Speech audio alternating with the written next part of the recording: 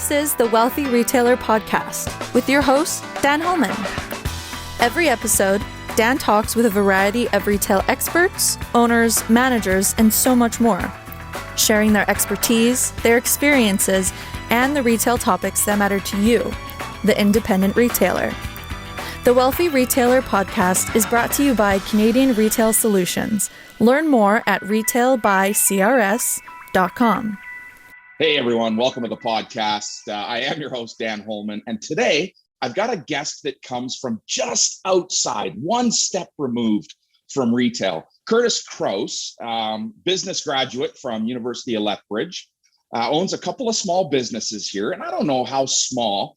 Today's world, we throw these labels, small business, maybe anything under 500 today gets captured in there. But Curtis owns a couple of small businesses here in St. Albert, Alberta, Canada.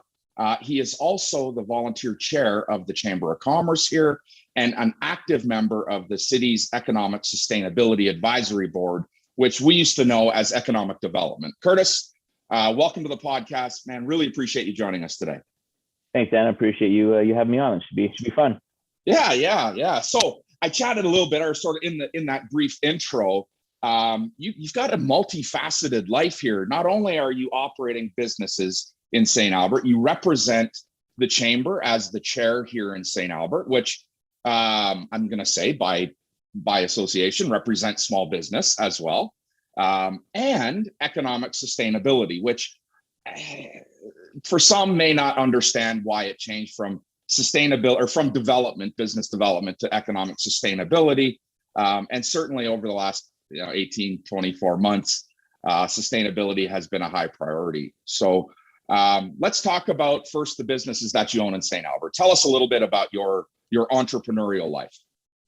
Sure. So I purchased A1 Heating from the founder, Brad Kreiser, back in 2012, and we had kind of slowly grown, to the point where we had doubled our sales from when we purchased it. And I had a friend of mine that I'd known through some community work I'm doing started to come in, and he owned a plumbing company. And we started chatting about moving in together, and we ended up moving in together, and we ended up merging. So that was 1 Hour Plumbing. So A1 Heating and 1 Hour Plumbing, we've now merged. And then in all of that activity, one of our competitors became available. Their assets became available through a creditor.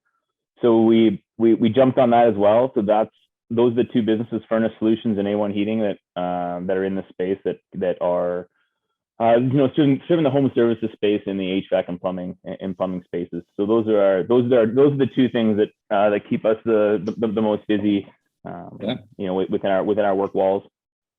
And so so you talk about business doubling, the acquisition and partnership or sort of merge of two companies and the acquisition of another. Is that sort of on your forefront all the time? How do we continue growing through mergers and acquisitions? It isn't, but in our industry, we have to be very aware of it. Right. I believe the future of our industry is through the gig economy, and a guy graduates from school, he wants to do something on his own. I believe that is the future of our industry. We're projecting a 40% deficiency in technicians over the course of the next decade. Mm-hmm. So finding unique ways to cater to the most skilled in the trade is going to be at the forefront for sure. Yeah. Okay. Well, good. Congratulations on the growth. And we don't often say mergers and acquisitions in the same sentence as we do small business. So good on you. Let's shift hats and talk a little bit about the Chamber of Commerce. You're the chair for 21-22. Is that correct? No, my term ends in 2021, and then I'll be the past chair. So I got one more year of commitment onto it. Yeah, but, good. Yeah. So what drew you to the Chamber of Commerce in the beginning? So it's actually kind of a funny, roundabout way. So after our daughter was born, I was doing some community work, and it was a lot of evening and weekend stuff. And I wanted to repurpose my giving back time into my daytime work time. That's kind of my time. I really try to keep the evenings and weekends free for the family. And after our daughter was born, I thought, oh, this would be simple. It's, it's up my alley. It's a couple lunches, a couple meetings a month. I didn't think it was a big deal. And really being on the board wasn't a massive commitment. And then same with economic sustainability. Those weren't massive commitments. And as I tend to do, I put my hand up when someone asks for a volunteer to get on the executive, and that started the momentum with getting to become the chair. And then as the chair, I realized pretty quickly that the Chamber of Commerce was a much different organization than I recognized it to be. It's more than lunches and expos and farmers markets, and it's a lot more than that. And at its heart, it's a lobbyist organization. So it seemed easy. It was close by. It was well respected, and I thought I would learn something. So those are the reasons to get involved, and then the reasons to stay involved and to continue to grow. To be honest, it's a little bit selfish. My personal growth has been fantastic through this. I've had to deal with some pretty challenging things. We chair a pretty strong board. That's very challenging. It was to give back was the original draw, and the outcome has been it tickles every part of the brain. So it's been good. That's good. And so you talk about sitting on that board, and very much like, I talk to retail entrepreneurs all the time about professional development, and you've got to up your game. You've got to get stronger. I think surrounding yourself or immersing yourself in that pool of what anyone that ever sits on a board, anyone that ever takes on that sort of leadership role, at their core is a bit of an A-type personality. And when you circle a table with 6, 8, 10, 12 A-type personalities, good things can come from that. Not only does it allow you to push yourself to be a little bit more competitive with, the table, but you can also learn a lot from them. So, certainly I sit on some boards here in town. And I recognize, even as I sit down as our past chair for the Hospital Foundation, boy, there's a table full of really smart people that I can learn a lot from. And I think that speaks for every business person. If we're not trying to up our game a little bit, we're probably going to move backwards. So you said the Chamber is a lobbyist entity or organization. What do you mean by lobbyist? Well, at its core, they exist to represent business, but they exist to advocate for business on business fronts. And that's been really interesting, as far as a challenge, because we've been asked to get involved in some situations where I personally wouldn't think that it's a Chamber of Commerce issue. But you go to take to the board, you go back and you look at your terms of reference and look at the bylaws, and this is a Chamber issue, and there's also the timing of things, when we've been asked to speak on things or been asked to stand up to things, you also have to time those things properly so that your voice can be heard. It's a pretty complex organization with having the city as a partner on things like the farmers market, but then you're also a stakeholder with them on things like the budget, those kind of things. So the Chamber has a responsibility to the community at large, specifically the business community, but the community at large. And that was something that I don't know if everyone knows how much work the Chamber does behind the scenes, creating policy, drafting policy, changing policy, writing letters to the premier, those kind of things. But they happen a lot, and those activities often go unseen, unnoticed. Yeah.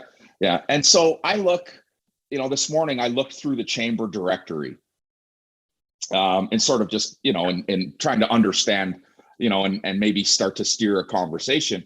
But one of the most noticeable absences in the Chamber directory is the retail businesses that are represented in St. Albert. There is only a fraction of the retail businesses listed in the Chamber. And I would guess that only a fraction of those are active. Why do you think that is? That's a great question.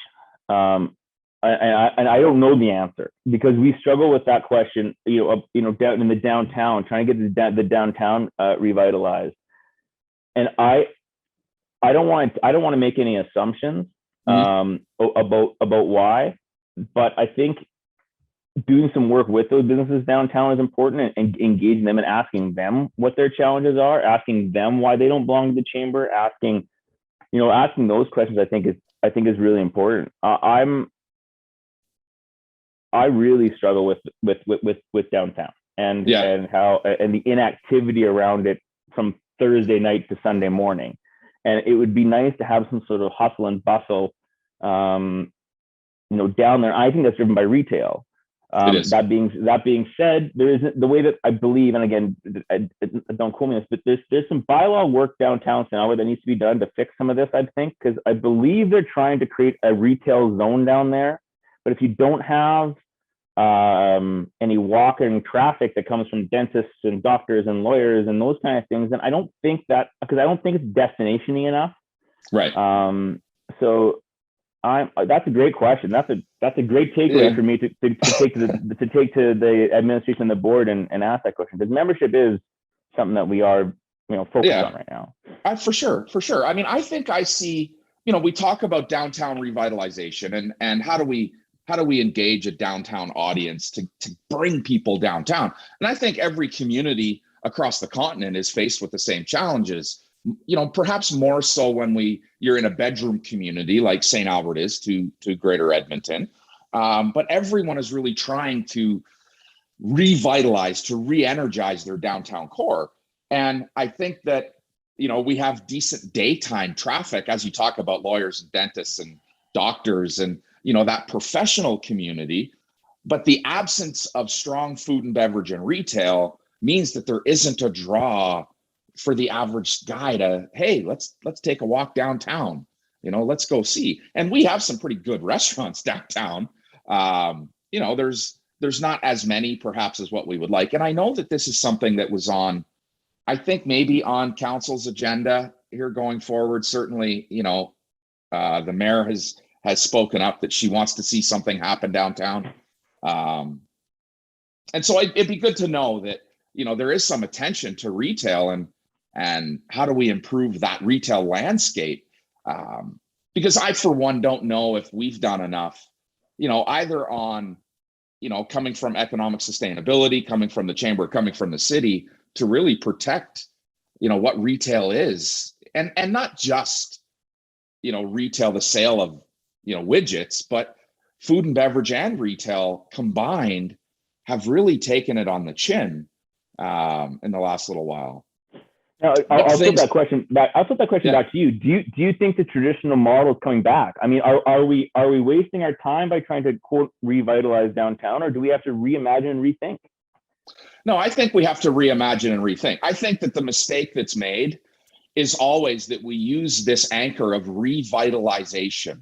Like at one time, let's get back to some place that we were historically. And Curtis, let's be, real here. Moving backwards is never a step forward. Trying to get, downtown St. Albert back to the days of the Brew and Inn is never going to happen. But how do we bring energy to a core in any segment? If you look at what's happening north of our city or south of our city, as retail starts to shift, specifically, I mean, let's go out to, what's happening between Jensen Lakes and Erin Ridge. That is not revitalization. That's not re-energizing. That's energizing a sector that, is driven largely by rooftops. Every one of those businesses that come there, they only come here when they count rooftops. I mean, I remember the conversations about Costco. Boy, we're going to get a Costco. And it was like, hey, this is when we're going to come. This is the number of rooftops that we need. And here's the artery that we need to be on. And we're doing a lot of work to mainstream this artery, to fast track this artery through the center of town. I say we, I mean, the city is planning is, doing a lot of improvement to speed traffic up at both ends of the city, I think. And that is in itself going to keep people away from, those pockets of great retail. Mm-hmm. I think about, what would I look to do in downtown? I would really be banding together the landowners there, the stakeholders, mm-hmm. and saying, look, if you want to see some growth down here, this is what we need to do. The Wealthy Retailer podcast is brought to you by Canadian Retail Solutions. Learn more at retailbycrs.com. These are perhaps some concessions that need to be made for the greater good, not to sacrifice, but here are some concessions that need to be made. We absolutely need to look at, eliminating some of the red tape to get businesses rolling in this town. And tax breaks and things that are attracting to people. We're always so focused on big food and beverage, big retail. We forget that, the little guy outweighs the big guy 100 to 1. So I'd like to see us steer, policy in a different direction. And I think that does come from, the advocation at the chamber. And how does the chamber advocate for, how do we get our entertainment district rolling? Look at what's going on in downtown Edmonton. I had the good fortune to hang out down there on the weekend, in the new ICE district. And you look at the development that's happening in the ICE district, and there's a grand plan in place to create an assembly of entertainment, including retail, indie retail. We're not going to see big chain stores downtown. We're going to see great boutique stores and boutique type restaurant. Food and beverage is covered. The big food and beverage guys are covered. Now we're going to start to see smaller guys as that entertainment district picks up. Well, St. Albert has that same opportunity to do more entertaining. People bitch and complain about parking, but there's a ton of parking downtown that's underutilized. And I look at all the things that we've tried, angle parking, side parking. There's tons of parking, we live in a more active place than we did 2 years ago. Yep. Right. Yep. We're seeing people more likely to get out and walk, and which is for me, I think is a good thing. Look at your traffic that comes down to that farmer's market. Those are people that are walking the streets. And there's opportunity for us there. Okay, so what else do you think that the chamber can be doing to help business? Or do you think the chamber's doing a lot and businesses don't take advantage of it? I think the core is the meetings. And I think if you don't have those, like we haven't been able to have in person, I think you lose some of your momentum. So we got back to in-person meetings this month, and we get another one next month. And that will be the kind of a hybrid type of scenario as we move forward. But in general, people are ready to get back together. So that's one thing. We've hired a I believe it's titled a policy coordinator, and he has been briefing us on kind of with a weekly what's going on in the at the government levels. Mm-hmm. I think we're going to start to try to publish that somehow. Probably not weekly, but some sort of, hey, what's the chamber got their eye on, so people understand what we're doing. I think one of the big things that we did, and I've continued to advocate for, is helping. So putting chamber members in touch with other chamber members, providing some staff and some resources to the, say a junior accountant to a small business that didn't know anything about the wage subsidy, as an example. Right. Those were times where we actually saw that, and I think that's huge. The chamber basically ends up having one big thing to stick their nose into per year. Usually at the council level. We don't have much power at the provincial level, even though we've had to advocate for some things, and we've obviously expressed our frustration on the open close, and moving the goalpost. But I would say the chamber does a lot of good work, and the newsletter highlights some of those things, and also there's an invite to some of the workshops. So I think the one place where we've asked to reinvest some of the money into our members is perhaps getting a bigger speaker, or someone, and also hosting more workshops where you can have a marketing expert come in, and you got a 2-hour, you bring your laptop and you can get to work. Because I think those are really effective. Again, I'm using a little self-reference criterion, but that's how I work. So those kind of things are things that we're working on. we were in a little bit of a batten down the hatches mode here over the last 18 months. No events, no event revenue, having to rely on subsidies and grants. And but they pulled through great. I mean, hats off to the chamber staff. They pulled through great. We're through the other side. We've got cash. We're not, it's not stretched. So we're able to reinvest some of that money into providing quality resources to the membership. Yeah, I saw that there has been a significant increase in education. I like to call it education. I think this week, perhaps even tomorrow, there's a Google expert coming on. We've got some good content people. I think, my good friend Rob Lollisher from Row 55, who does our podcast for us, he's got a session coming up. So I love the idea that the chamber is saying, hey, here's some education to help move that needle. We talked about at sort of the top of the show, professional development and every day inching yourself forward. So I do applaud the chamber for some of that great work. My staff themselves are taking full advantage of every opportunity there is to join a webinar, to learn a little bit more. And we do long to see us, together again. I think that there's nothing as good as a handshake meeting. There's nothing as good, there's nothing more frustrating than Zoom meetings.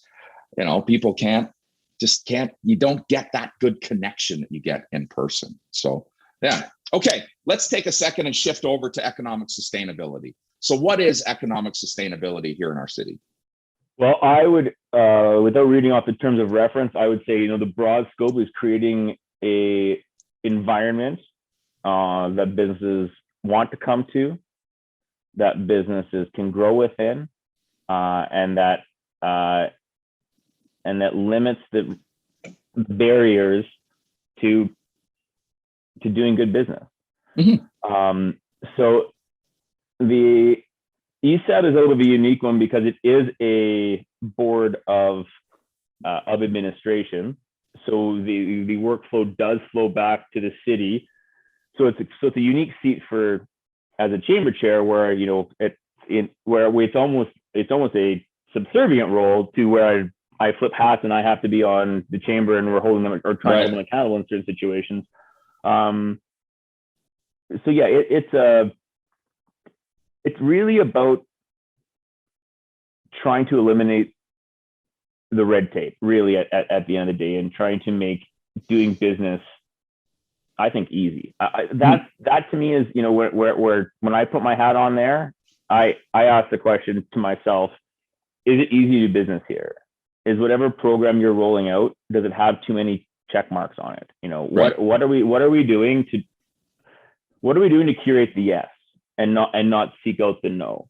So when I always look at that. I always look at it through that lens. So I always look at it from a pretty narrow lens because I'm not the most gifted at understanding macro concepts. So someone will say something and I'll have to jot it down to go research to see if that's like a real philosophy in the development world or in the economic sustainability world. Right. But that's the basic overview. Council, I guess not council, but administration brings us stuff before they take it to council. We can kind of vet it out and give poke some holes in it or offer our 2 cents. Or sometimes they bring us things they need help with. So yeah, just kind of working in tandem with XEV and trying to help them move the city forward. Yeah, and I think that's important, and it's good to have this entrepreneurial personality sit in a world with administration. The one thing that we can critique criticize these boards for an administration is that they just have no entrepreneurialism in them. They get caught up in policy and so on. So it's good that we have people like yourself that sit on that board and offer an entrepreneurial perspective. Curtis, thank you for doing that. Okay, I want to talk to you a little bit about your business now. So, just like retail, we're always looking to inch that needle forward. What things do you think you need to do better to help move that forward in growing market share? So when we picked up Furnace Solutions, one of the big pickups there was they had a strong online presence. As ugly as the website was, it converted. And I mean, the metrics behind the site and the Google page were just silly. And it was so to answer your question, it's about being really easy to do business with. So that particular business model, we launched an online store last year. It didn't go anywhere. We had no idea what we were doing. We sought out no help. We just threw something at the wall and thought it would stick.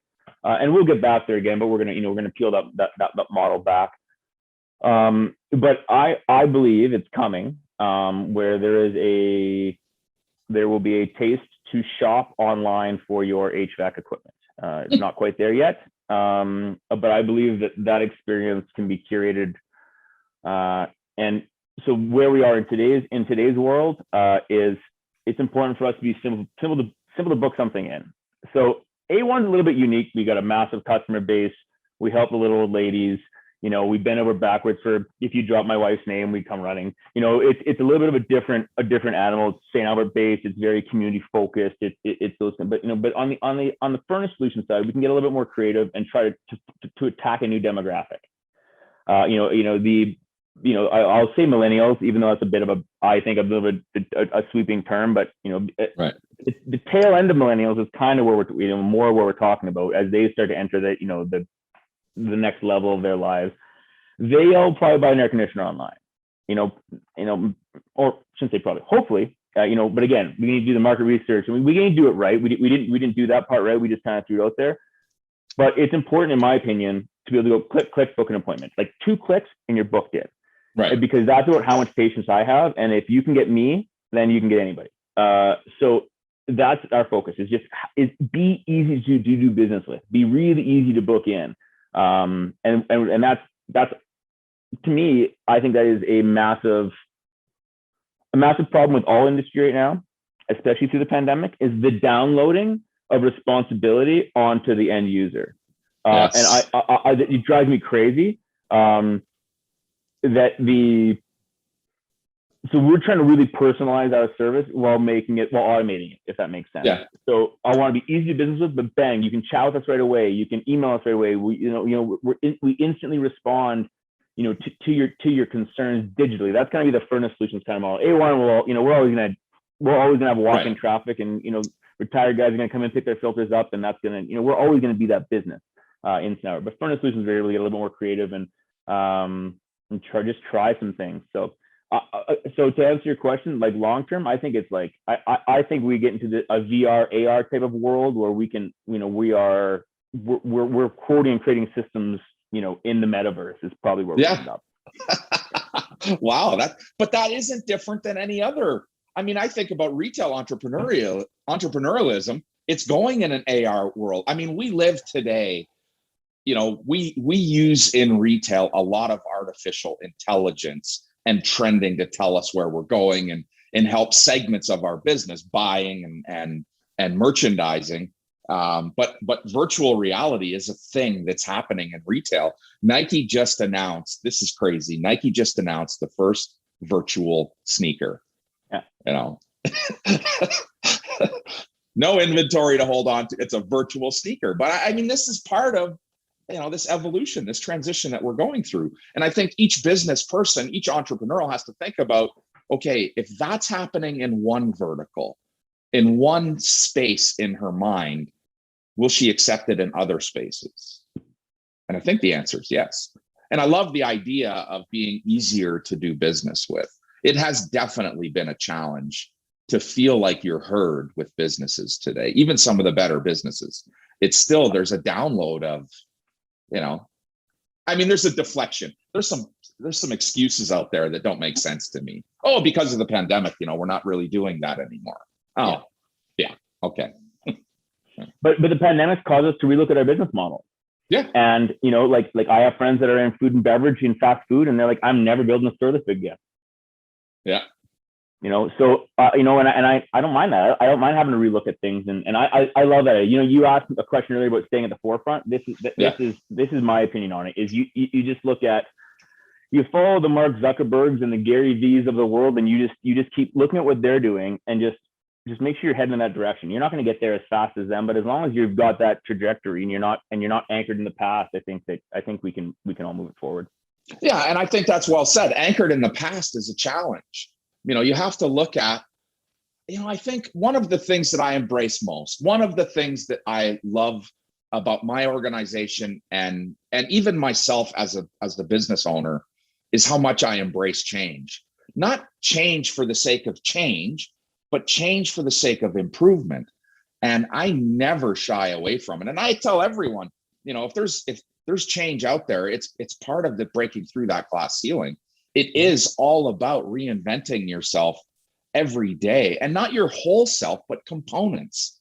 Little by little, just keep improving. And if your measure is, what's happening in the metaverse and the universe today, the digital world, at least you're keeping your eye in the right direction. So kudos, man. Good on you. I love that. I love that analogy. Good for you.